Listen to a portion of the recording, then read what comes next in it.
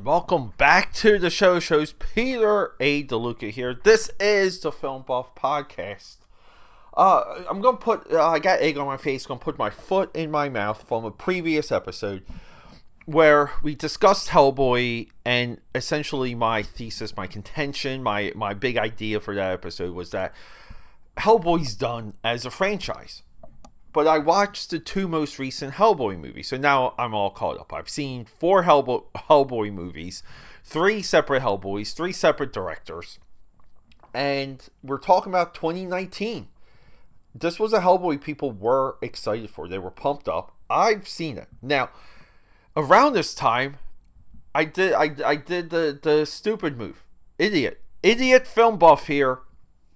I watched the YouTube stuff, and holy crap, the YouTube world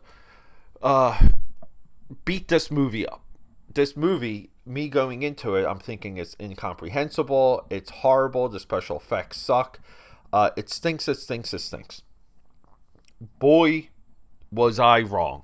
So let's go. Quiet on the set. Camera speed. Sound production, take 1. Action! It's time for a show note. Guys, welcome back. Thank you for joining me. If you guys don't know, I'm Peter A. DeLuca, aka Pad, the Film Buff. Let's get into the show note, because I feel like I got teased these a little bit. We're going to be rolling out advertisements and promotions and things for you guys to get more involved with me and team aka Pad and the aka, potentially even join the aka Pad army. But buying creative services, getting involved with product, we're not doing any subscriptions or memberships just yet, but we're going to be doing middle of the episode. We're going to do things at the end. So in the future, stay tuned for those. And you can do things like visit akapad.com, which we'll have reminders of throughout the episodes. But it's essentially the world of aka Pad producing its own commercials for aka Pad content. And this is media-wide or platform-wide. We're going to be doing this on everything within the podcast, within the Film Buff, and everything you guys see on the live streams and everything you guys see on the YouTube videos. With all of that said, yeah, what the hell? Part of my motivation for jumping on this movie, and I knew this movie was, I had to do the 2019 Hellboy, because I remember one critic, one YouTube, and he's not even a film critic. He's just a popular personality that trashes movies, but he gets high views and doesn't even do words on his thumbnails, and has the type of growth that makes me, it makes me angry. What are they doing that I'm not? AKA Padders, we myself and team AKA Pad, we question this quite often. So I just remember this one commentator just makes just observation that the movie was just horrible and trash until the end, when hell opened up and dragged people into it and all chaos was breaking loose. And I'm like, wow, okay. I'll watch the movie till the end, because I want to see that. And what I get is a Hellboy movie that 1000% feels like a Hellboy comic. Now, I am guilty. My Hellboy reading experience is really limited to its original story, The Seed of Destruction. Now, there's a spin-off or a one-shot that was a 25-cent comic at one point, published by Dark Horse, called The Corpse.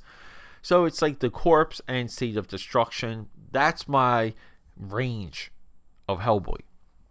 But I know what type of comic book it is. It really is a monster of the week type show.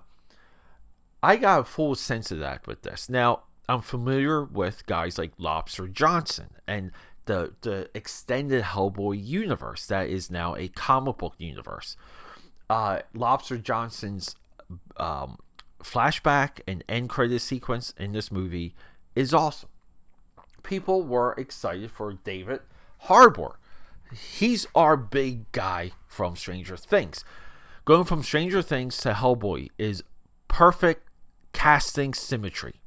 People were excited about that. He's still one of the best performers now that the Marvel Cinematic Universe has as Red Guardian. He's going to be in Thunderbolts. He previously was in Black Widow.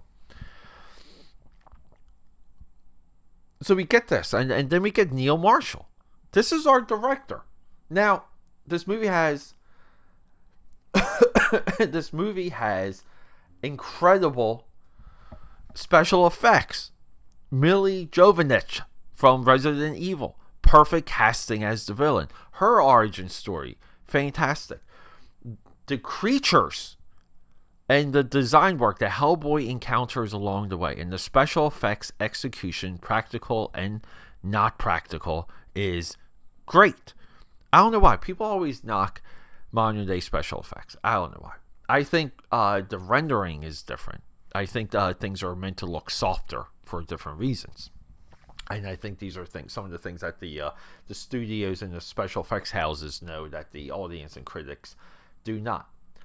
We get Neil Marshall. So Neil Marshall, we have discussed his Dog Soldiers for the 31 Days of Dread. So we discussed Dog Soldiers. We discussed The Descent, 2005, which is one of the best modern day horror movies of all time. Now, I watched Doomsday that he wrote and directed.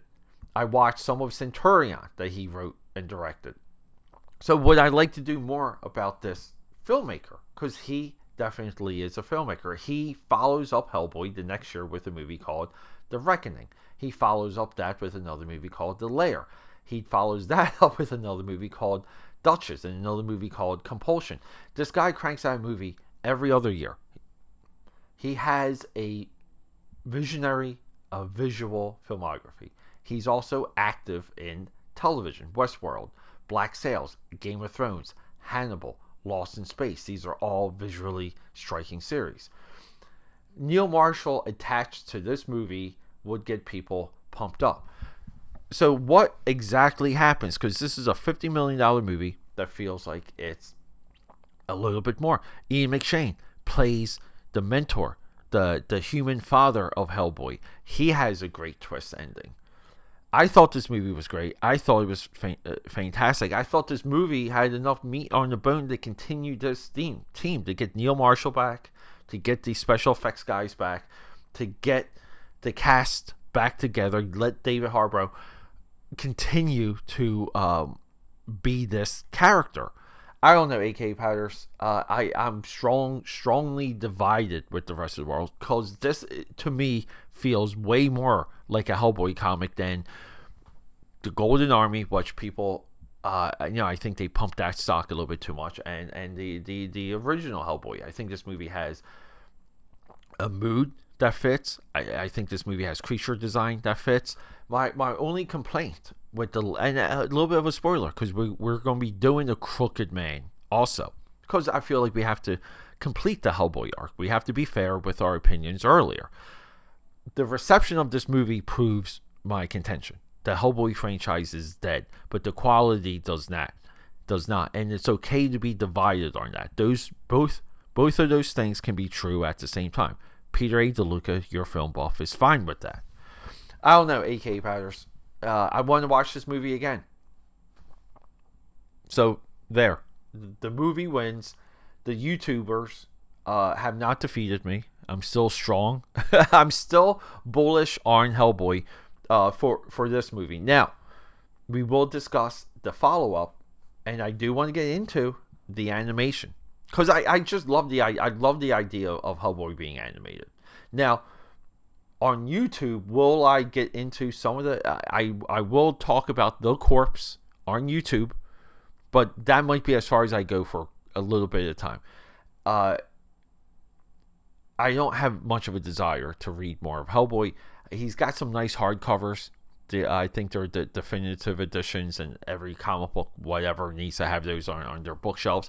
I'd rather go for the original trade paperbacks. I believe those are... So maybe I will. Maybe I'm convincing myself. I can get those very affordably on eBay. I think you can just get them for like $20 and you get 5 or 6 of them by most listings. All right, AK Powders. I recommend this movie. I think the team around this movie nailed it. I think this was a $50 million movie that looks like it's more expensive. And my only complaint with this one and the next Hellboy is the Hand of Doom. It looks so fake, and it takes you out of some of the scenes that involve Hellboy, because he's like dragging it. He's not. It just doesn't move at times. Big problem there. All right, AK Padders. I love you guys. Rock and roll. Okay, that's a wrap.